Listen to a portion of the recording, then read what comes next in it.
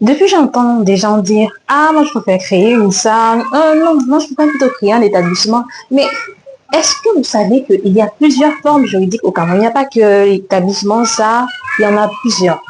Savez-vous également qu'il y a des avantages et des inconvénients de chacune de ces formes juridiques? On va commencer aujourd'hui par voir les avantages de choisir la forme juridique établissement. Pour éviter que la vidéo soit longue, on va voir d'abord les 5 premières, ou plutôt les 5 premiers avantages. Ensuite, on va faire une vidéo de 5 autres avantages de créer un établissement. Et enfin, 5 autres. Au total, on aura 15 avantages de choisir la forme juridique établissement. Alors, on va commencer tout de suite. Le premier avantage, c'est que ça vous revient très moins cher. Alors, un établissement, c'est la forme juridique la moins coûteuse. De toutes les autres formes juridiques qui existent, c'est la moins coûteuse. Deuxième avantage, c'est que vous créez votre établissement rapidement. Alors, je tiens d'abord à préciser qu'un établissement, c'est une entreprise individuelle. Ce n'est pas encadré par le droit OHADA. Donc, il faut savoir donc que vous créez rapidement votre établissement. Vous n'avez pas besoin de vous encombrer avec les statuts parce que les statuts s'exigent dans les SA, le SA. Troisième avantage, c'est que c'est moins contraignant de gérer un établissement. Alors, quand je parle de moins contraignant, c'est quoi? C'est que, par exemple, dans une charte, vous avez l'obligation de tenir une assemblée générale ordinaire chaque année. Vous devez laisser un procès verbal d'assemblée. Alors, dans un établissement, ce n'est pas obligatoire, ou plutôt, vous n'avez même pas besoin de faire cela. Le quatrième avantage de choisir la forme juridique, c'est quoi? C'est que vous payez moins d'impôts. Alors, j'explique. Pourquoi vous payez moins d'impôts? Pour que vous compreniez un tout petit peu. Dans une charte, par exemple, il faut savoir que vous avez l'obligation de déclarer vos revenus. Enfin, c'est votre entreprise. Donc, à ce moment, c'est une personne morale. Dans votre charte, vous payez l'impôt. Ensuite, quand il y a distribution de bénéfices, vous payez encore un autre impôt. À ce moment, vous allez payer ce qu'on appelle l'IRCM, l'impôt sur le revenu des capitaux mobiliers. Là, c'est en tant que personne physique. Parce que là, maintenant, vous recevez votre dû qui est appelé dividende. Donc, vous voyez que l'entreprise, ou plutôt les revenus, ont été imposés plus ou moins 2 fois.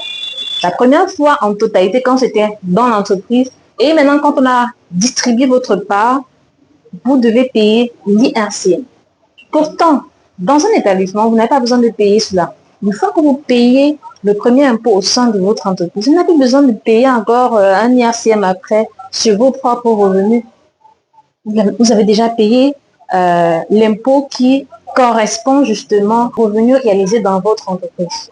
Donc ça, c'est encore un gros avantage. Ça fait 4. Cinquième avantage de choisir la forme établissement, c'est quoi? C'est que vous pouvez changer de forme juridique.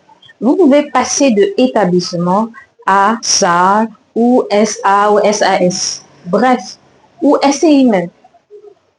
Il faut savoir que l'inverse n'est pas possible. Ça, c'est très important à savoir. Ça veut dire que pour un entrepreneur ou plutôt un jeune homme débutant, je conseillerais par exemple de se lancer d'abord et de choisir d'abord la forme juridique établissement. Ça, ce serait intéressant pour vous parce que là, vous n'avez pas encore, ou plutôt vous avez encore le temps d'apprendre, de vous adapter sur comment fonctionne l'entreprise. Une fois que vous sentez que vous maîtrisez déjà comment ça fonctionne, ou plutôt vous comprenez un tout petit peu comment ça fonctionne, vous pouvez décider de passer à une autre forme juridique pour paraître un peu plus sérieux. Et à ce moment, vous gardez le même nom. Ça, c'est important à savoir parce qu'il faut savoir que quand vous créez dans votre établissement, c'est votre nom qui est sur votre acte de naissance qui apparaît sur le registre de commerce. Cependant, vous avez la possibilité donc d'insérer le nom commercial. Vous choisissez un autre nom. Ça peut être établissement, tout pour agriculture ou tout pour plomberie, par exemple. Une fois donc que vous décidez de passer en SAR, à la forme juridique SAR, Société à responsabilité limitée, vous gardez donc ce nom. Ce sera par exemple tout pour plomberie SAR.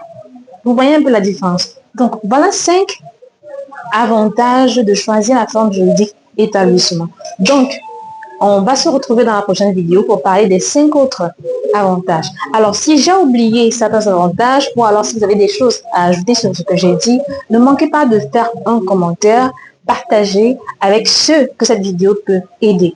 Merci et à très bientôt.